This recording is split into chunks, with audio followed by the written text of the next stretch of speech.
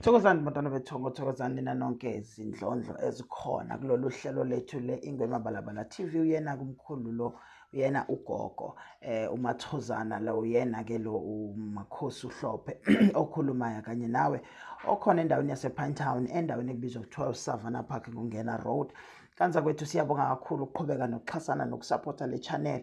Siyaqhubeka-ke sikhuluma ngohlelo lethu, sikhuluma ngohambo lentwaso, sikhuluma about the journey of intwaso, sikhulume ngezinto ezijulile. This is part 2 esikhuluma khona-ke ngokujula kwezinto ezidlula intwaso oyihambile kanye nogobela, noma uhambo olihambile kanye nogobela. Sesibheka ezinye izinto eziyimfihlo ekuyizona ezibalulekile nekuyizinto ezisimelayo njengabantu abasuke bephuma entwasweni noma bephuma noma bengena entwasweni. Kufanele sizazi ukuthi we are moving to another dimension kwezinto zikamoya. Nganza kwethu-ke namhlanje ngizokhuluma-ke ngodaba olubalulekile, udaba lokujula kohambo lwentwasa usuqedile ukuthwasa.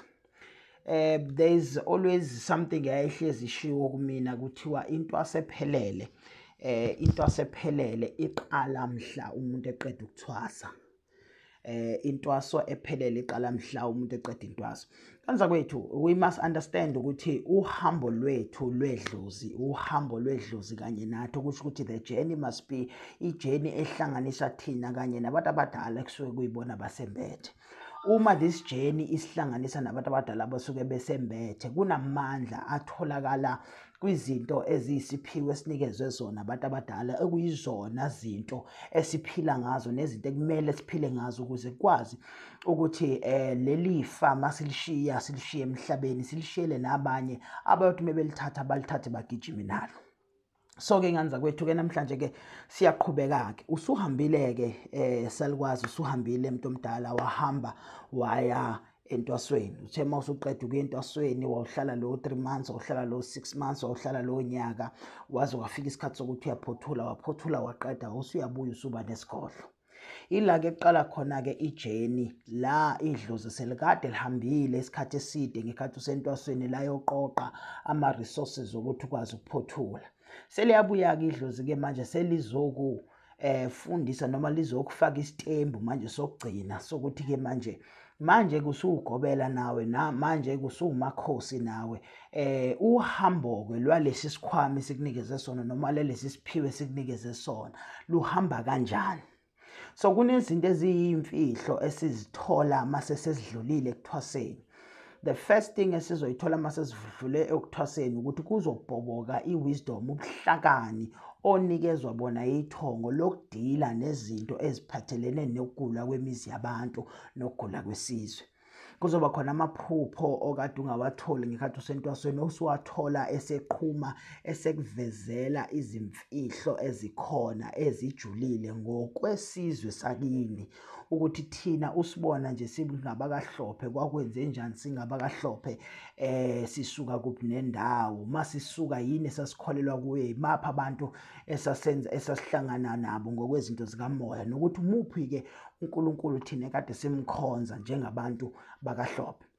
Awuthola ukuthi umuntu mase sephumile entwasweni, usuyambona useyongena eZayoni, usuyambona useyongena emaweseni, uyongena emaromeni, uyongena phini nakho ubhoboka izithunywa zokhokho omkhulu okuyizindlu ababekhonza kuzona ezinye.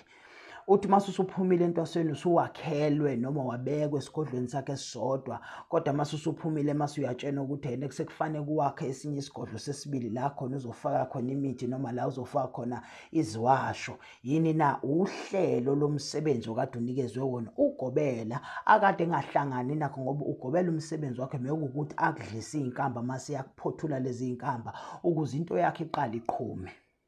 Now sihambile le process kakhulu, but there has been a lot of misunderstanding kwezinye zezinto kade ngithi ngiyasikhuluma, sengizwa abantu sebengithinta ukuthi no, kube nokuthi umuntu ugcine sezwa ngenye indlela. Uma nganza kwethu kade uthwasa amakhosi noma kade uthwasa ubungoma noma kade uthwasana, akusho ukuthi angeke uthwasise ugobela. Sonke sihambile indlela yabantu bamanzi, nje personal testimony, mina into yamanzi iqale noma imfihlo yamanzi iqale sengiphuma esigodlweni noma kade kuyinto ekade ikhulunyiwe before, kodwa yinto eqale sengiphuma esigodlweni la sengiphuma khona sekuthiwa nami ngumakhosi, la sekuqala khona-ke sebengivezela ukujula kwezinto zesikhwama engembathiswe zona noma ukujula kwabantu abangembethe.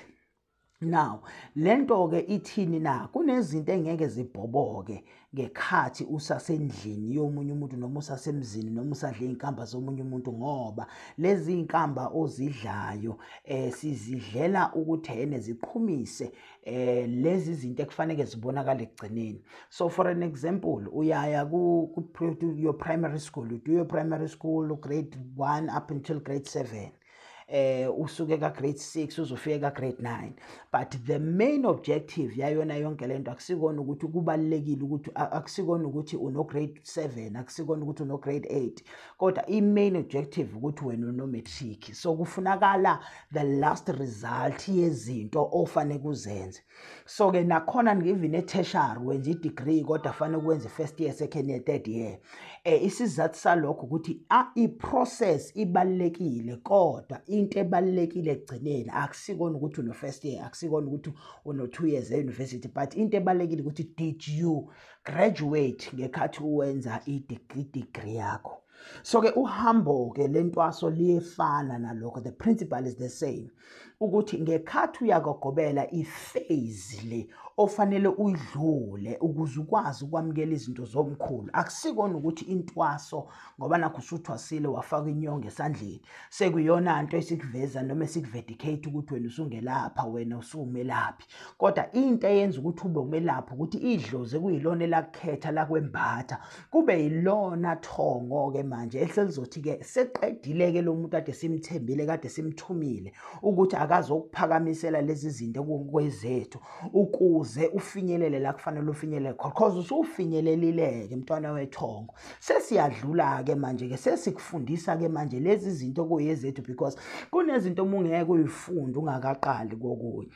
Igobongo uyalithola entwasweni ukuthi lifakwa kumngoni. Why igobongo lifakwe usuyisangoma na? Ingoba awukwazi ukuthi ungawumakhosi igobongo ungazi ulishaye. Uyabona njalo zonke lezi zinto ngekhathi uzidla usuke udla impande ekuyona impande ezokukhonektisa ngokupheleleyo.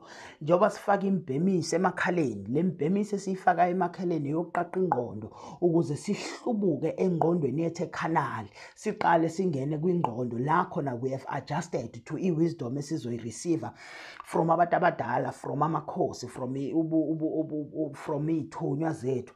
Lezi zinto esizisebenzisa ziyizinto, not ukuthi ziyama-magic potions, but ziyizinto eziyi-principle yendlela yakho ukuze ufinyelele la kufanele ufinyelele khona.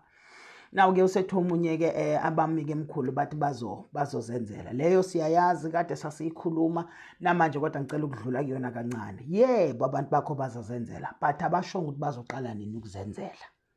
Angithi uyayibona indaba. So ke nathi ke masiqala singena entwasweni sidlule esandleni sikagobela, mase sesiqedile kule level kagobela, ngoba lo muntu wena othi uzozenzela noma usuyitshena ukuthi unedlozi elikhulu noma unedlozi elibaleke ngaphezulu kwawona wonke umuntu nje, uma lingakaqhunyiswa lisuke lingabaluleke ngalutho. But once wangena entwasweni, inhlonipho yakho yasentasweni iyona ekusiza ukuthi uconnect nedlozi lakho. Ukuzithoba kwakho ikona okwenza ukuthi kubonakale ukuthi wena uzophumelela kulento yenzayo. Yabona, nalo angeke lisondele mntakababa uma kusakhona ubuhlaza kwena, uma kusakhona ubuwena, because intwaso abanye abantu bake bathi kuyahlukunyezwa nentwasweni, but I understand ukuthi i-concept yokuhlukunyezwa ukuthi you are being belittled so that kuzofa i-pride kwena ukuze abantu abadala bakwazi ukungena, ngoba usuzosebenza manje ngenhliziyo yomuntu. Usuzofanele manje u-understand umuntu mayifika kuwe ethi nginama-challenges awu-1 no-2 no-3 no-4, and then mase uyawathobela lawo ma-challenges because uyak-understand ukugula, uyak-understanda ukuhlukunyezwa, uyak-understanda ukuhlala ungadlile ngenxa yokuthi lo muntu okuthwasisayo akakuphakelile, uyak-understand ukuthi uvuke emzini womuntu uzwe ngazi ukuthi abantu abakufuni namhlanje, ube depressed. Yini yini na kufanele uunderstand iprincipal ekudlula kuyo ngoba lento sukudlula kuyo sukudlulela ukuthi izinto zakho mhla ziphakanyiswa ziphakame ngamandla futhi iphakame ngomfutho. So ukuhlala nje kagobela kukodwa kuyimpande, ukuthobela ugobela kukodwa kuyimpande. Afonele omunye umntwana, hayi mina gogo sengikhathele, asizwani nogobela yini bangani? Akangizwa. Ngithe ngifuna ukugoduka akafuni ngigoduke. Kanza kwethu ugobela unelungelo lokutshela ukuthi ungagoduki ngoba vele wena kufanele ngabe usemanzini, akufanele ngabe une-access yokuphuma uhambe. Moya entwasweni, thina saye entwasweni sasicela ngisho uphume esangweni uhambe esitolo uyothenga uswidi. Why ukwenza lokho noma why kwenziwa kanjalo? It's because lo muntu uma uhluleka wena ukuthobela amathongo omuntu okuyena okwelaphayo, ngixoxela isimanga, uyowathobela kanjani amathongo akho usune free will, usukwazi ukwenza ucansi ngesikhathi osithandayo, usukwazi ukudla ngesikhathi othanda ngaso, usulala embedeni, usukwazi ukuphuma emall, usukwazi ukwenza zonke izinto freely without uquestion umuntu, usugobela nawe. Lezi izinto zakhelwa ukuthi uunderstand ukubaluleka kokuthoba mhla usentwasweni ngoba uba sentwasweni kufana nokuthi usukuzilile, uhlanganisa abantu abadala behlangana kuwe, and abakwazi abantu abadala ukuhlangana kumuntu ongathobekile, abakwazi ukuhlangana kumuntu okuhlaza ngoba bafuna umuntu okulungele ukusebenza ukulapha izizwe. Because if ungakapheli ipride kuwena uyoguqelwa emgaqweni kuthiwa amakhosi, uthobelwa abantu abadala, uthotshelwe izalukazi, uthotshelwe amakhehla aphilayo, mase uyitshena ukuthi ungcono just because kwenza. Abantu abaningi namhlanje nganza kwethu abalaphayo bathwele ngesimo sokuthi babe abantu abafuna ukuhlonishwa noma isidingo singekho because of pride. Babe abantu abahluleka ukubekezelela iprocess because of pride. Babe abantu abathi mabefika kumakhosi uhlophe bathi hayi ngoba usamncane lo mfana nje mase afika umuntu ashinta ayishoyo yenza into ayenzayo mase ethi hayi ngeke mina ngidlala ingane. Kanti uyakhohlwa ukuthi yena esembethwe abantu abadala abangasekho ngisho emhlabeni, ngisho unina amzalayo mncane kunalabantu abasembethe. Nathi siyathoba masingena esigodlweni uma simbatha izembatho zabo, sikhumbule ukuthi lezi izimbatho ziqonda ukuthini nokuthi zagulelwa kangakanani. So ke nganza kwethu asihambeni le journey yethu sihambe ngendlela elungile, sik-understand lokho.